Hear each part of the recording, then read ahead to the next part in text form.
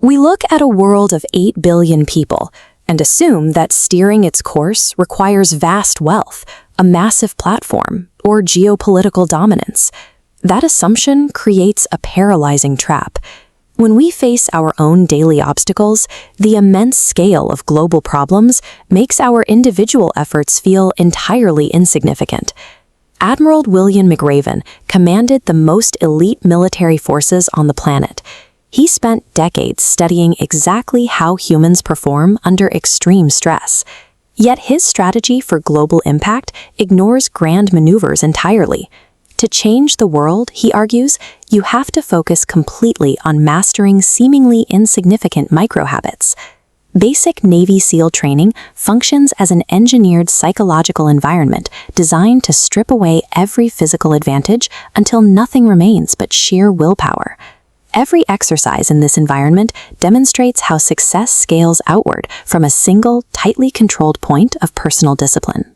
If you attempt to influence the outer rings, the broader world, while neglecting that inner foundation, the entire structure collapses. These lessons apply universally. Regardless of your background, social status, or orientation, the mechanics of overcoming struggle remain identical. The baseline of this discipline starts in a claustrophobic barracks room. Every morning, veteran instructors inspect the recruits' beds. The corners must be perfectly square, the covers pulled tight, and the pillow centered right beneath the headboard. Completing this mundane task to perfection secures the first victory of the day.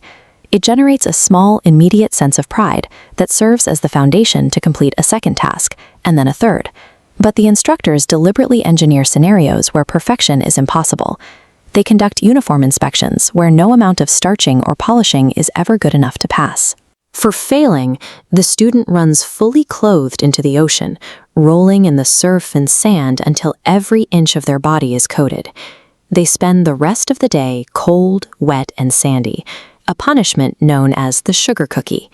Failing to meet physical standards triggers an even harsher response, the circus. This is 2 extra hours of intense calisthenics designed specifically to wear down the body and force the recruit to quit. Some students quit because they cannot accept that their absolute best effort still resulted in punishment. Those who survive get over the inherent unfairness of life, using the constant pain of the circus to forge physical and mental resiliency. Moving past individual discipline, the recruits face the violent, chaotic surf zone of the Pacific Ocean.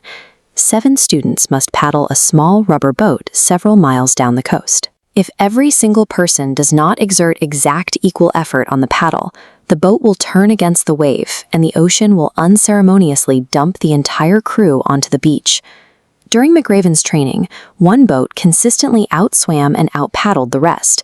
It was the Munchkin crew, a diverse group where no man stood over 5'5", proving that raw physical size was irrelevant compared to synchronized effort. Later, during long night swims off San Clemente Island, instructors brief the trainees on the local great white sharks. The protocol is strict. If a shark circles, you stand your ground. You do not swim away. If it darts toward you, you summon your strength and punch it in the snout. To survive the ocean, you have to measure your allies by the size of their heart, and you must face down systemic threats directly. You cannot navigate the waters alone, and you cannot retreat when the sharks begin to circle. The breaking point arrives on Wednesday night of Hell Week. After days without sleep, the trainees are marched into the rough runoff of Tijuana sloughs.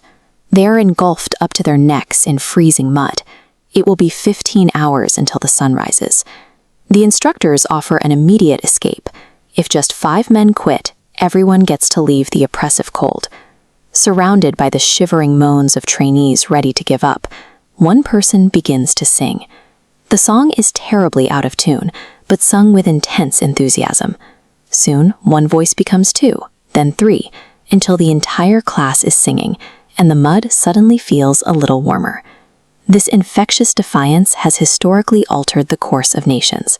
Whether it was the civil rights movement or a young girl named Malala facing down extremism in Pakistan, the mechanism remains the same, one person providing the hope necessary for a collective to endure the dark. When physical tools fail and the collective is entirely depleted, the ultimate power one person holds is the ability to spark hope in the dark. Throughout all of this, an omnipresent temptation hangs in the center of the training compound, a simple brass bell. To escape the freezing swims, the obstacle courses, and the endless harassment, a trainee only has to walk up and ring it. A single ring buys an immediate return to comfort. But ringing that bell also means preserving the exact state of things. It permanently ends any chance of testing your limits or leaving a mark on the world. True resilience requires enduring unfairness, relying on the strength of others, and making the unconditional choice to never, ever ring the bell. The trajectory of global change begins in the first minute of the morning, within the four corners of a mattress. If you want to change the world, start off by making your bed.